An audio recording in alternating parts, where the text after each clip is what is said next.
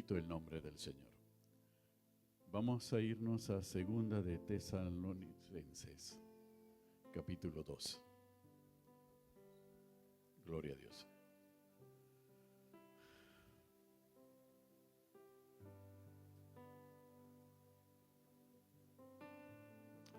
Versículo 7 en adelante.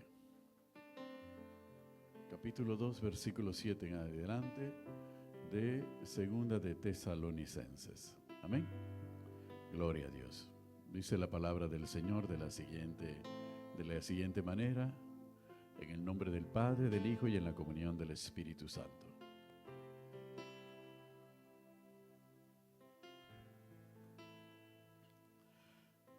Porque ya está en acción el misterio de la iniquidad. Solo que hay quien al presente lo detiene, hasta que él a su vez se ha quitado de en medio. Y entonces se manifestará aquel inicuo, a quien el Señor matará con el espíritu de su boca, y destruirá con el resplandor de su venida. Inicuo cuyo advenimiento es por obra de Satanás, con gran poder y señales y prodigios mentirosos, y con todo engaño de iniquidad para los que se pierden, por cuanto no recibieron el amor de la verdad para ser salvos.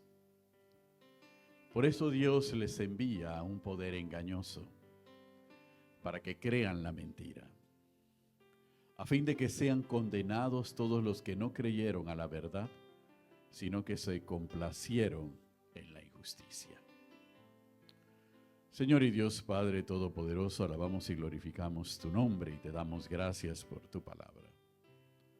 Señor, abre nuestro entendimiento y abre nuestros oídos espirituales, oh Dios, porque sabemos que tú has preparado nuestros corazones como tierra fértil para poder escucharte. Señor, al menos que haya un halo de luz en nuestra mente y en nuestro corazón en este momento, para hacernos reflexionar y corregir el rumbo, si nuestro rumbo ha estado extraviado. Padre, glorifícate en nuestras vidas en el nombre de Cristo Jesús, y que tu Espíritu Santo obre con poder en medio nuestro. Amén y amén. Bendito el nombre del Señor. Podemos sentarnos, iglesia. Gloria a Dios.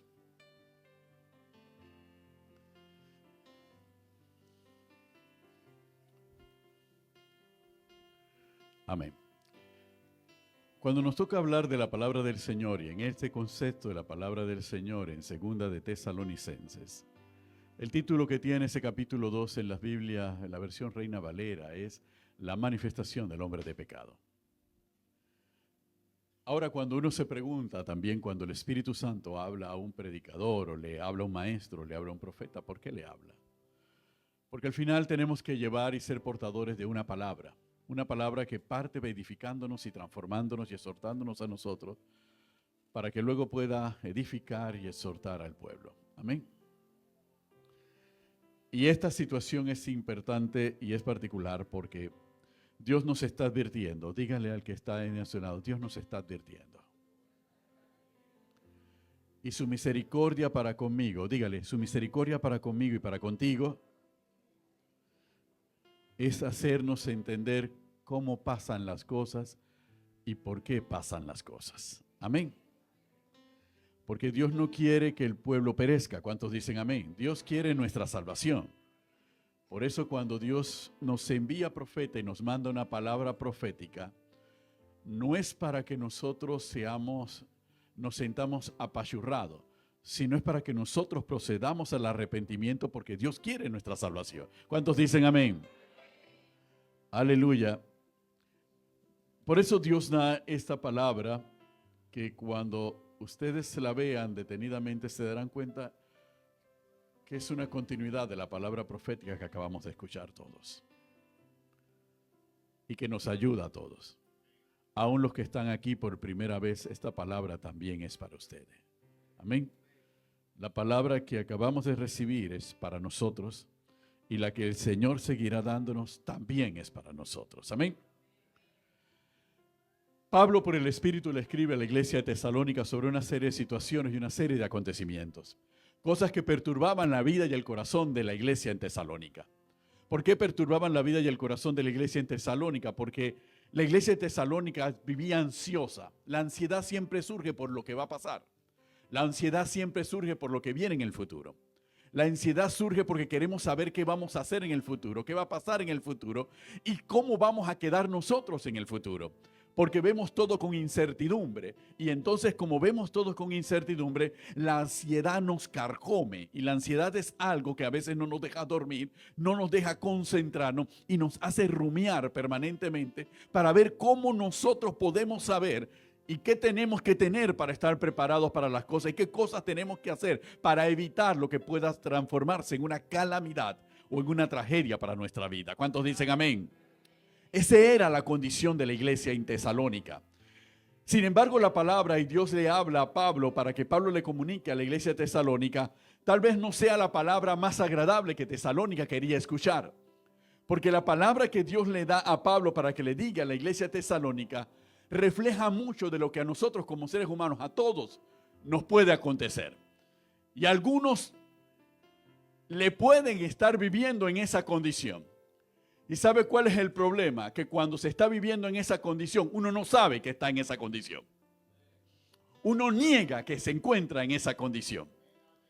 Uno niega en qué momento perdimos la brújula. Uno niega en qué momento dejamos de ver. En qué momento dejamos de obedecer y en qué momento dejamos de creer realmente en Dios. Y uno piensa que todo está bien. Y uno piensa que todo está correcto. ¿Y saben qué es lo peor y lo más grave de toda esta condición, hermanos? Y es lo que nos va a enseñar la palabra a continuación. Que empezamos enfrentándonos a Dios. Empezamos negando la palabra de Dios. Empezamos enfrentando nuestro propio criterio al criterio de Dios. Y cuando uno espera que Dios nos corrija y nos haga volver, Dios nos corrige y trata de hacernos volver. Y a veces nosotros nos empeñamos en mantener nuestro criterio. Y uno piensa que Dios va a intentar una y otra vez que nosotros cambiemos de nuestra manera de pensar, porque Dios quiere nuestro bien y quiere nuestra salvación. Y nosotros pensamos que así va a actuar Dios. Hermanos, la palabra no nos enseña que así es como actúa Dios. Tal vez esta es la parte más terrible de la palabra del Señor y del conocer a Dios. Tal vez es la parte de Dios que ninguno de nosotros quisiéramos conocer.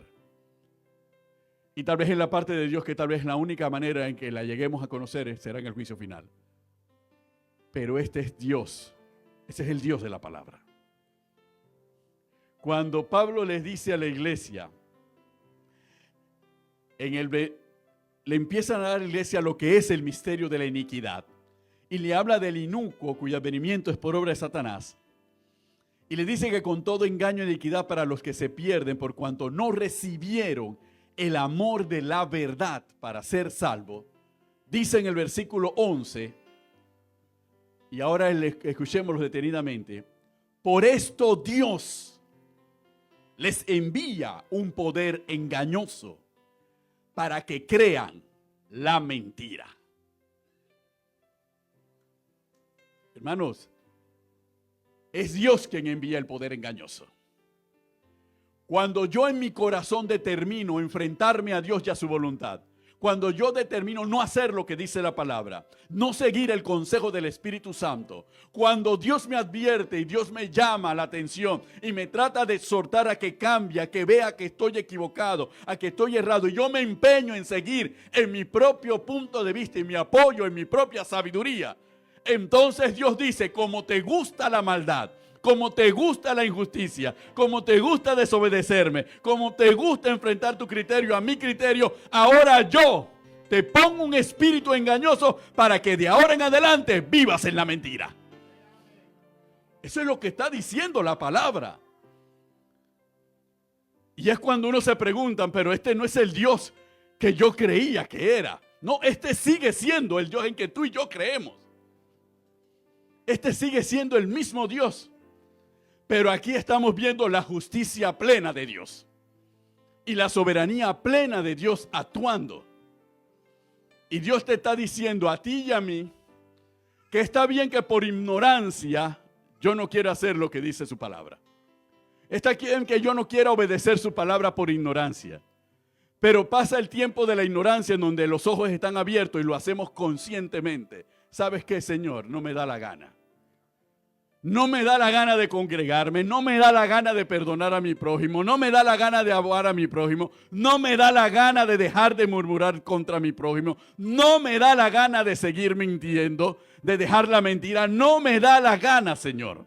Entonces Dios dice, como a ti no te da la gana, ahora yo voy a hacer que tú te quedes fijado en la mentira, porque ya yo he determinado tu destrucción. Es Dios mismo quien lo hace, pero no lo hace así. Y uno se pregunta, pero pastor, ¿esto es cierto?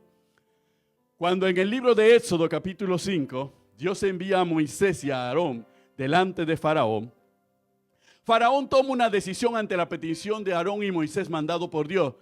Hace que cuando le hacen esa petición, inmediatamente le dice a sus guardias y capitanes, ahora quítenle toda la paja a los hebreos para que ellos mismos tengan que recoger la paja para poder hacer los ladrillos. Es decir, voy ahora a endurecer mi mano sobre el pueblo de Israel y cuando vengan a reclamarme le voy a decir, como ustedes son unos ociosos y tienen tiempo para estar escuchando a Aarón y a Moisés y al Dios de Aarón y al Dios de Moisés, ahora yo les he aumentado el trabajo y la opresión para que ustedes dejen de ser ociosos, para que ustedes se olviden del Dios de sus padres.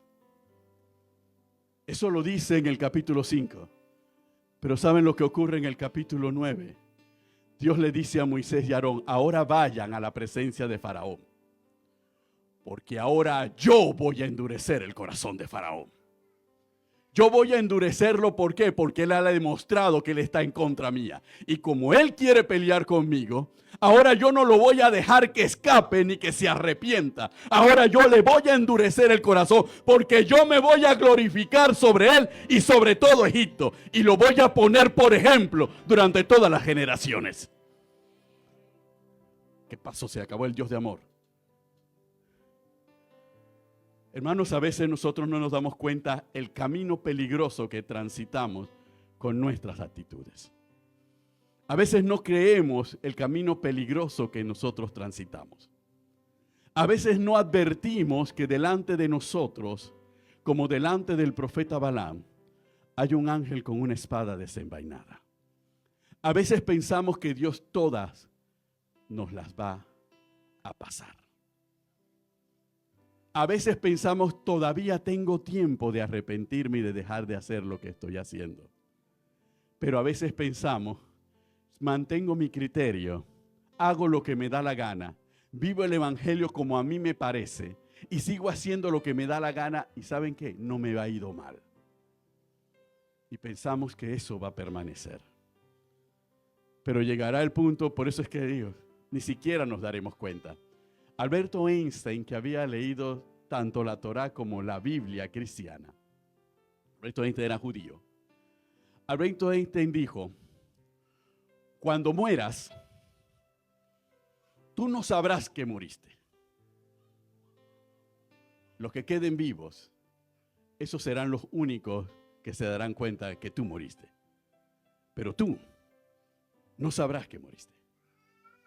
Y a veces en nuestra relación con Dios, cuando nos apartamos de su palabra y de su voluntad y pensamos en estar en lo correcto, nosotros no nos damos cuenta que estamos en lo incorrecto. Y en el camino nunca nos damos cuenta que estamos en lo incorrecto. Ni siquiera nos damos cuenta que Dios ha puesto un espíritu engañoso para que nosotros permanezcamos en la mentira, porque ya Él determinado por la dureza de nuestro corazón cuál va a ser nuestro destino, porque nosotros lo elegimos con nuestra rebeldía. Y nosotros no nos damos cuenta que es lo incorrecto. Por eso es que ¿cuándo nos daremos cuenta de lo incorrecto? Cuando estemos en la presencia de Cristo mismo. Ahí nos daremos cuenta de lo incorrecto que actuamos y ahí no cabe. Por eso todas las parábolas, la mayoría de las parábolas de nuestro Señor Jesucristo terminan con una sola frase. Y ahí será el lloro y el crujir de dientes. ¿Por qué lo dice? Porque después de mantener nuestro corazón endurecido frente a Dios, cuando finalmente nos demos cuenta que estamos cerrados, ya no podemos echar hacia atrás. Solamente nos llegará a quejarnos, llorar, pero nada lo podremos revertir. Por eso la palabra dice, buscad a Jehová ahora, mientras pueda ser encontrado. Ahora tenemos que buscar a Dios. Ahora tenemos que extender nuestra mano a la mano que Dios extiende, pidiendo nuestro arrepentimiento y nuestra reconciliación con Él para poder recibir la gracia y la misericordia que apoya a aquellos que le buscan con un corazón sincero y que somos capaces de reconocer, erramos, pecamos, nos equivocamos, nos volvemos a ti, Señor. ¿Cuántos dicen amén? Bendito el nombre del Señor. Romanos capítulo 9. En Romanos capítulo 9 la palabra del Señor nos dice lo que habíamos hecho referencia, versículo 17. Porque la Escritura dice a Faraón, para esto mismo te he levantado, para mostrar en ti mi poder y para que mi nombre sea anunciado por toda la tierra, de la manera de que quien quiere tiene misericordia y al que quiere endurecer, endurece. Algunos en teología han llegado a decir que Dios endurece los corazones porque ha dispuesto llevar a condenación a la persona. El proceso de Dios no es así. El proceso y el corazón de Dios es que todos procedamos al arrepentimiento para que todos alcancemos salvación. Pero Dios tiene un límite. Y el límite lo fijamos muchas veces nosotros. Cuando no escuchamos la voz del Señor. Cuando cerramos nuestros oídos y nuestro corazón.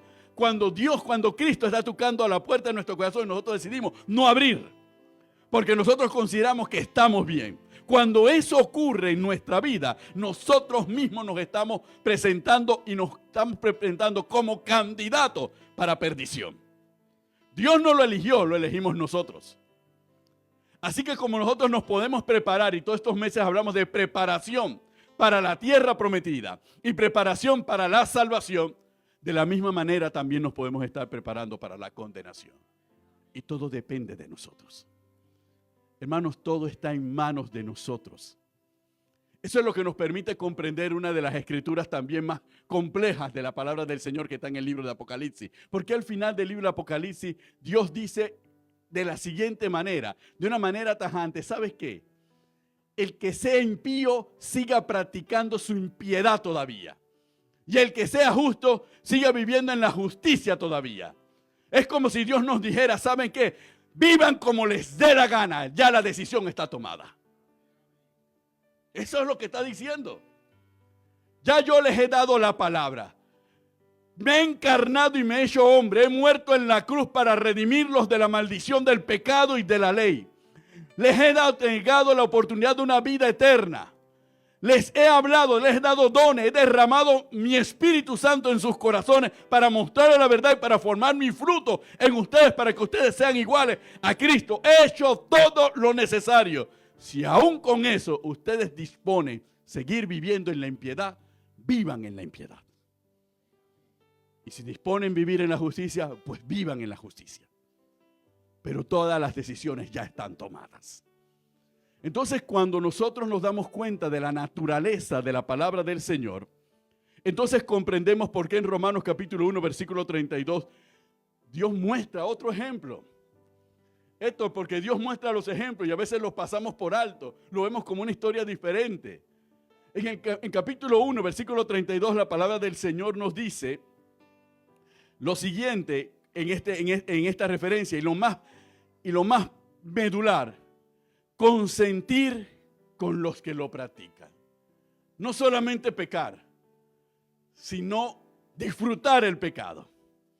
Y complacerse con los que también están pecando. ¿No le ha ocurrido muchas veces, y lo vemos muchas veces en las vecindades, y lo vemos en las urbanizaciones y en los barrios?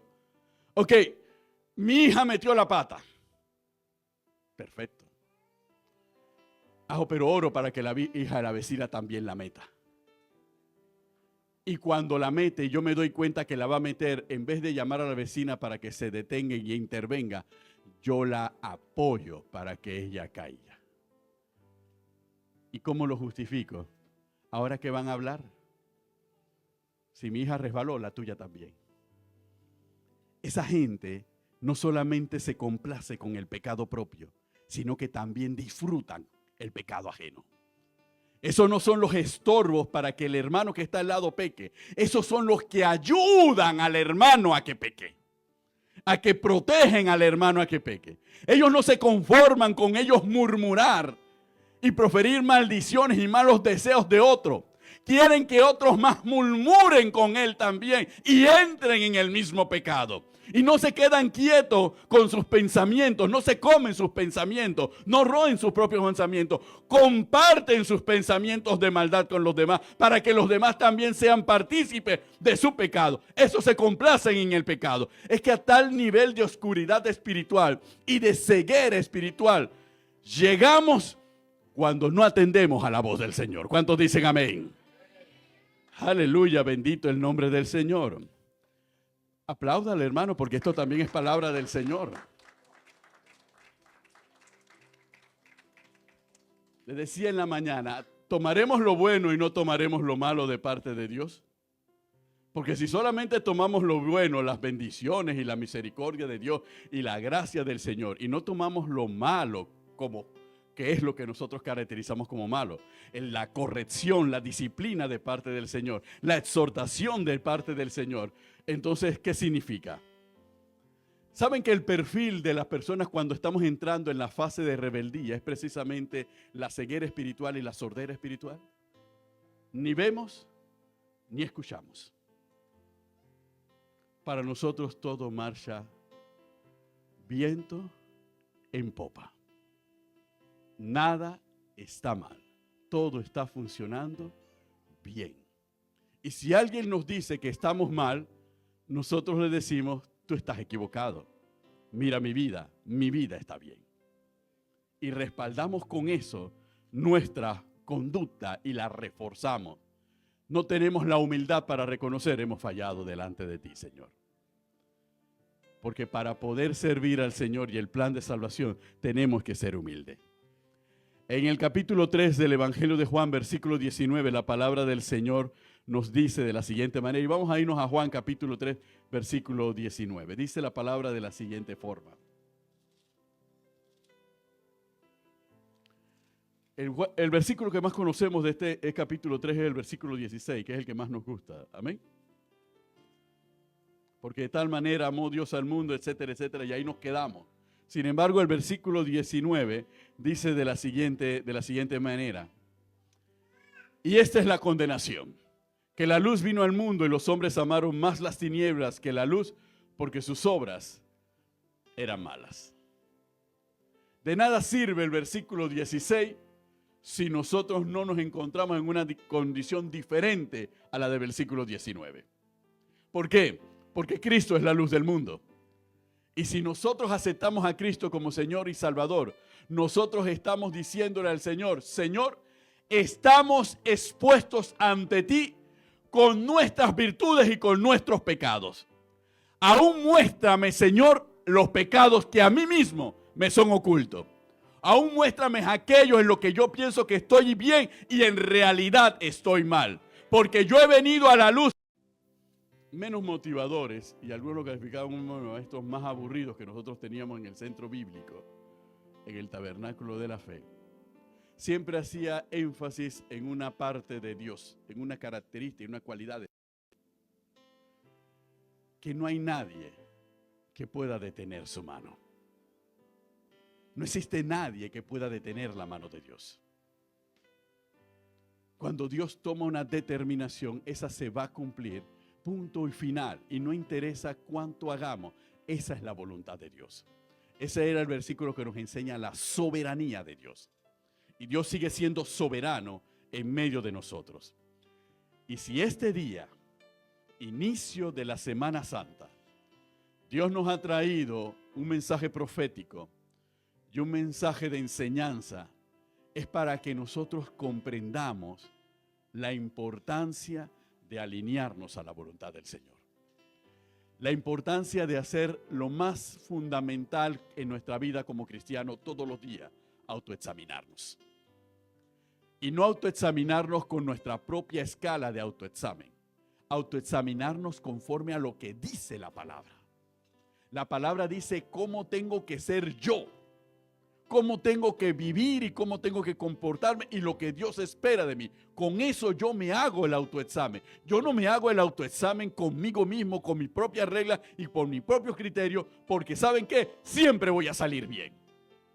Pero cuando me examino conforme a la palabra, conforme al Espíritu Santo, entonces yo me doy cuenta, estoy fallando en esto, estoy en déficit en esto, necesito cambiar en esto, no estoy bien en esto, necesito corregir esto, necesito corregir aquello, porque la palabra me está mostrando cómo soy yo realmente. Por eso es que la palabra penetra en todo nuestro ser y discierne todo lo que hay dentro de nosotros. Y es lo que nos permite decir, oye, no estoy bien, estoy mal. Pero para poder llegar a eso, yo tengo que amar la verdad. Amar la verdad significa que yo tengo que amar a Dios. Cuando yo amo a Dios, yo confío en que todo lo que Dios quiere es mi bien. Pero yo no puedo amar a Dios pensando que el amor a Dios es como el amor entre los seres humanos. Hay quienes aman a Dios pensando que es el amor entre los seres humanos. Hay quienes piensan que amar a Dios, Señor, yo te voy a llevar un regalo para que tú me seas recíproco, tu amor sea recíproco y me dejes un regalo a mí también. Señor, yo te voy a visitar de vez en cuando en la iglesia para que tú también me visites en mi casa, para que tú seas recíproco conmigo. Y pensamos que la relación con Dios es una relación de reciprocidad y que esa relación va a fluir si yo soy recíproco con Dios. Porque la relación de reciprocidad entre nosotros seres humanos descansa sobre una base, la base del interés. Todas las relaciones humanas sin Cristo se basan en el interés. No se basan en nada más. Y mientras se basan en el interés, yo no puedo pretender tener una relación con Dios basado en el interés. Porque ¿saben qué? Yo no tengo nada que ofrecerle a Dios. Y Dios tiene todo para dármelo a mí. Así que no se basa en el interés. Se basa en la misericordia y en el amor de Dios. Que Él dispone en su amor y en su misericordia bendecirme. Pero no es porque yo me lo merezca o porque yo le he dado algo de su interés. Por eso Él empieza diciéndonos en la palabra, ¿saben qué? Para que ustedes estén claros, mío es el oro y mía es la plata. Así que ni es de ustedes, ni la crearon ustedes, y si acaso la sacan ustedes de la tierra, pero el que la hizo soy yo. Así que cuando ustedes piensan que me están dando algo, ustedes solamente me están regresando una parte de lo que yo les regalé a ustedes. Cambia totalmente la lógica de la relación que tenemos con Dios y nos coloca a nosotros en el lugar correcto en la relación con Dios. No en la relación de que, Señor, tú me necesitas. Y es un punto. Nosotros los pastores somos seres humanos. Y nosotros los pastores podemos caer en las relaciones humanas. Habrá tiempo para explicar lo que es el sistema del mundo, pero también la iglesia ha sido infectada por el sistema del mundo. El sistema del mundo que se basa en los intereses. Pero cuando un pastor siente que el sistema del mundo entra en la iglesia, ¿qué es lo que nosotros tenemos que hacer? Nosotros nos vamos de rodillas delante de la presencia del Señor. Nos arrepentimos y le pedimos perdón a Dios. ¿Por qué? Porque nosotros le servimos a Él y a Él le tenemos que dar cuenta. Y no podemos permitir que el sistema del mundo prevalezca. Cuando entramos por esa puerta, el sistema del mundo se acabó. El sistema de los intereses murió allá. Aquí es el sistema del reino. Y el reino se basa en que el que lo tiene todo es el Dios Todopoderoso y soy yo el que necesito. Y ese criterio y ese concepto de la relación con Dios del reino es lo que tenemos que aplicar en todas las áreas.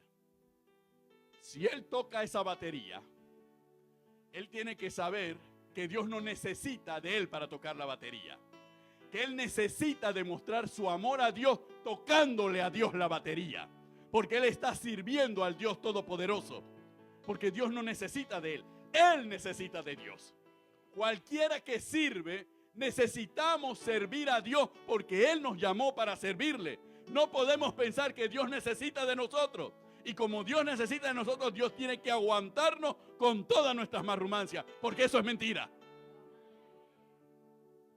Y Dios se lo mostró a Israel varias veces. Lo sacó de la esclavitud de Egipto. los llevó a la tierra prometida. Dijeron que no podían entrar en la tierra prometida. Borró a una generación en la tierra, en el desierto. Entraron en la tierra prometida. Prosperaron en la tierra prometida como Dios le había prometido. Y se olvidaron de Dios. Y los mandó 70 años en la esclavitud babilónica. Y en esos 70 años acabó con la generación que no lo había escuchado. Y aún en la esclavitud babilónica se levantó una generación que tampoco lo quería escuchar y los dejó en Babilonia. Y levantó otra generación nuevamente en Jerusalén. Y aún esa generación que se levantó en Jerusalén corrigió las fallas de las generaciones anteriores, pero se cayeron en la religiosidad. Y cuando el tiempo era propicio, él mismo vino en persona. Vino en carne directamente a esa generación. Hablarle no solamente a esa generación, hablarle ahora a toda la humanidad. Destruyó su concepto de identidad exclusiva. Es que esa es la otra parte de la historia de la encarnación del Verbo que no conocemos. Cuando Cristo se hizo carne y murió en la cruz por nuestros pecados, no estaba liberando al pueblo de Israel de la esclavitud. Estaba liberando a la humanidad de la esclavitud del pecado. Destruyó el concepto de la exclusividad israelita y se mostró como el Dios de toda carne. Por eso hasta el día de hoy, y ese es el Dios como toda carne, de toda carne, fue el que llevó al judaísmo a rechazar el cristianismo. El judaísmo no rechazó al cristianismo porque decían que Cristo se hizo pasar por el Hijo de Dios. Rechazó al cristianismo porque destruyó su exclusividad. Porque ellos dejaron de ser el pueblo elegido y la iglesia se convirtió en el pueblo de Dios. Eso lo explica Pablo en Romanos. Entonces muchos de nosotros, aún cristianos como seres humanos, todavía caminamos en el concepto de que Dios nos tiene que mantener como en el exclusivismo, que es un concepto religioso tergiversado. ¿Y cuál es el exclusivismo? Dios siempre va a estar conmigo, haga bien o haga mal.